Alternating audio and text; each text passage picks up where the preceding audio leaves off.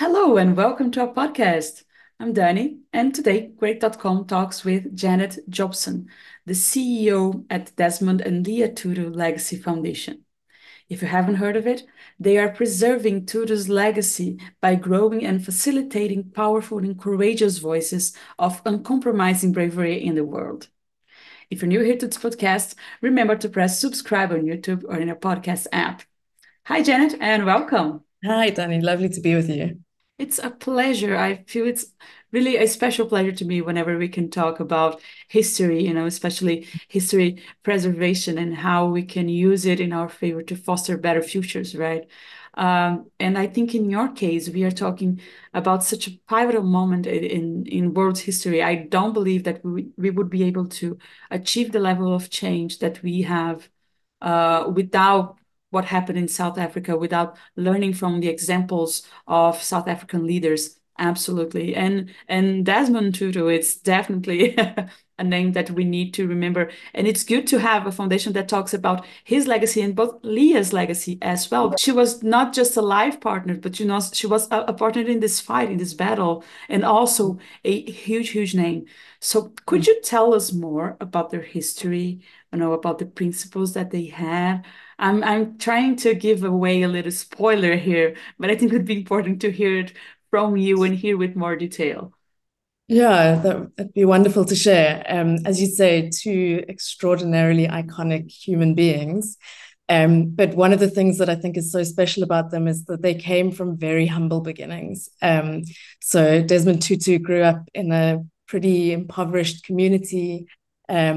He was very sickly as a child. He had polio as a young child, and he had tuberculosis as a teenager, and spent 2 years in the hospital. And came very, very close to dying as a teenager. But both he and Mama Leah ended up becoming teachers first, before he moved into the priesthood. And they were teaching in the South African education system, which had just recently adopted something called Bantu education, which was a particular curriculum and way of financing education that explicitly aimed to ensure that Black people could not get any higher than the level of a servant to a white person. So it was a very, very horrific policy. And in many ways, we're still dealing with the after effects of Bantu education today in our education system. So after about a year of teaching, both Desmond Tutu and Leah decided they could not, in good conscience, they could not teach the sub quality education to the children that they were with. And so he had to find something else to do. And he had been, when he was in hospital as a teenager, he'd been visited by this wonderful priest called Trevor Huddleston. And so he thought, all right, I'll go into the priesthood. And that began really this powerful journey he had as an activist, as a peacemaker. He sort of moved through the various roles within the Anglican Church in Southern Africa, but was really a pivotal player in establishing the church as a platform for anti-apartheid activism. So he, for instance, in the 70s was very engaged with Steve Biko, who might be someone that people remember, as the founder of the Black Consciousness movement. And their engagements led to Desmond Tutu really having a vision of what he called Black liberation theology, and really using theology as a site for transformation and liberation of oppressed people. And throughout his life, yeah, really the freedom and justice for oppressed people is the major theme that he had. You know, he fought for every single possible injustice you can imagine. It's one of the hardest things about my job is that every single issue he had an opinion about, and he fought the injustice. So, for instance, he ensured that women were ordained as priests in the Anglican Church. He was a contributor to South Africa recognizing sexual orientation in our Bill of Rights, which is one of the reasons we have a very progressive constitution. He was a massive climate change activist, and very outspoken on all injustices around the world. he really became that icon after winning the Nobel Peace Prize in 1984. And he won the prize largely because he had been the momentum behind the international sanctions movement against apartheid South Africa. So many people might remember not buying South African oranges or refusing to play sport against South Africa, or the cultural boycott. And he was really the face of that movement. And it's one of the major reasons why we managed to move out of apartheid, was that there was so much international pressure on the apartheid government that they had to come to the negotiating table. And so he played this really important role in stewarding us through the many decades of activism it took to overcome apartheid. He was really our he led the nation very much, not as a political figure, but as a person really showing up with humanity, with a deep, deep commitment to peace, and with a really clear vision of the future. He, in 1989, led a march here in Cape Town of 30,000 people through the streets of Cape Town, and it was white people and black people, Muslim, Jewish, Christian, incredibly diverse, which at the time was still apartheid. It was still very unusual to have people mixing across lines. And he coined this idea that we were the rainbow people. And so he really set this vision of South Africa as a place where we could all belong, and we could belong to each other and with each other. And that's really what we've tried to become in the last 30 years since our democracy.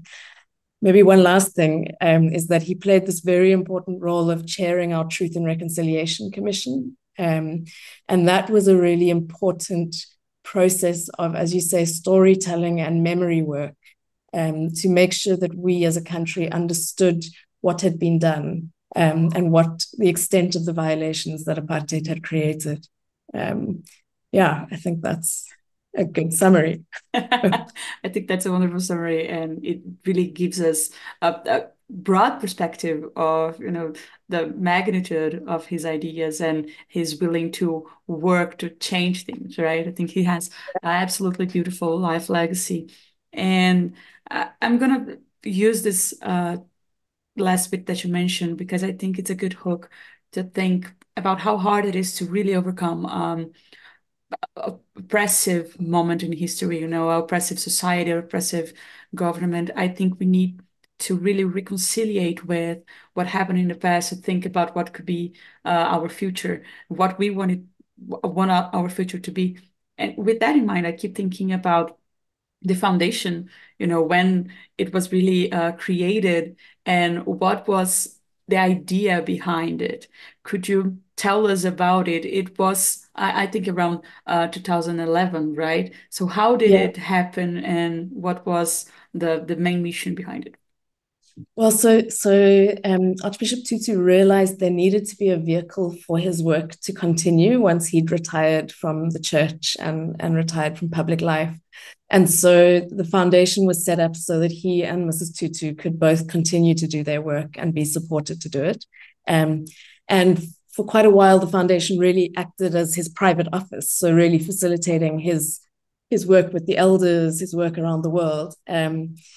And then obviously he passed away in December 2021. And so at that point, although there'd been work on an exhibition and all kinds of other work, it really became a shift from working for him to working in his legacy and working on his legacy. And we really think, the heart of his legacy is the courageous work it takes to strive for societal healing.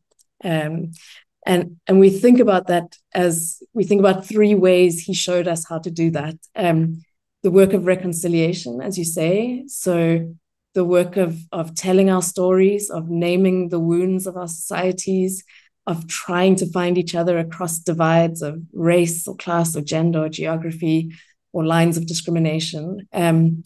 He then was really, really profoundly felt that we had to do the work of repair. He and the Truth and Reconciliation Commission championed the idea of a wealth tax, for instance, in South Africa. He really felt that to overcome historical woundedness, we have to find justice and real socioeconomic justice and freedom for all people. And then I mentioned the story of the Rainbow Nation. He really had a power to reimagine our society. It's at the height of apartheid to imagine that we could all live happily together.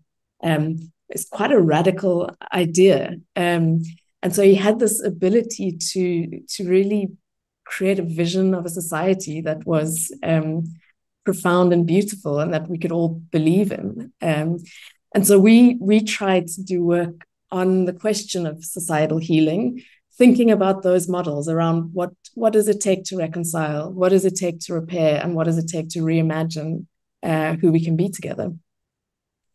I love it. I gotta say, I can't stop smiling because I think it's really such a powerful example, and it's really, really important to keep his legacy going on. And to hear you speak about it with also a passion, it's something that's quite moving. Thinking now, Janet, about what the activities that you have. How are you keeping this legacy alive? As you mentioned, what activities and programs do you have going on right now? Yeah, so we've got a few programs that we run. The one is centered around an exhibition we've curated about Archbishop and Mrs. Tutu's lives and their activism. And we use that exhibition. We have about 4,000 school children a year that come through the exhibition. We run education workshops around democracy, around leadership values, around the Truth and Reconciliation Commission, because it's really important that we do that memory work. And we even, the exhibition obviously is about apartheid, and so it's quite hectic. So we realized for small children, we needed to have something that they could engage with. And Archbishop Tutu wrote a number of children's books. So we've turned those into a puppet show platform called Desmond's World, which has been just such a lovely addition to what we do. So we have, this sort of education focus, and that's really about keeping the knowledge of his life and his activism alive as legacy work. But then we have a real focus on the future and how do we grow. He used to say that the tidal wave of change is made up of 1,000,000 ripples. And so we like to think about, well, how do we create those 1,000,000 ripples of change around the world? And we do that largely through a program we call Leading for Humanity. And there we bring together very diverse groups of people from across geographies, across sectors, different racial groups. And we do the work of what we call self-repair for societal repair. So that important work of building our own capacities as leaders to operate in a way that fundamentally unleashes human potential and human freedom. And so that's a major piece of our work that we're very excited about. And then we do quite a lot of advocacy work. We speak out around global conflicts. We do quite a lot of what we call courageous conversations, particularly about the ways in which violence shows up in our societies and how we make peace. And then we're doing really interesting work around the different ways in which our identities have to be navigated. So about race and sexual orientation and gender and nationality and disability, and really trying to find a way to create a society in which whoever you are, however you are, is embraced and you're supported as a human being.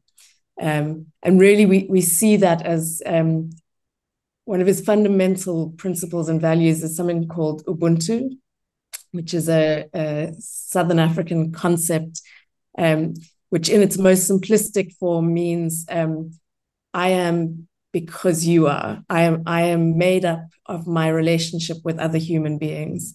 And that sense of interdependence between human beings really drove a lot of what he contributed to the world. And so we're really trying to build platforms where people can experience Ubuntu, where they can get in touch across divides, can find each other in new and interesting ways, and then in which we can take that out into the world, into our workplaces, into our communities, as really a powerful opportunity for transformation, an opportunity to shift. We're in a time of global polarization, we're in a time of conflict. And so now more than ever, we need the competencies of peacemaking, the competencies of understanding our fundamental interdependence. And so that's what we're hoping to contribute in his name. Well, I think you're doing a good job.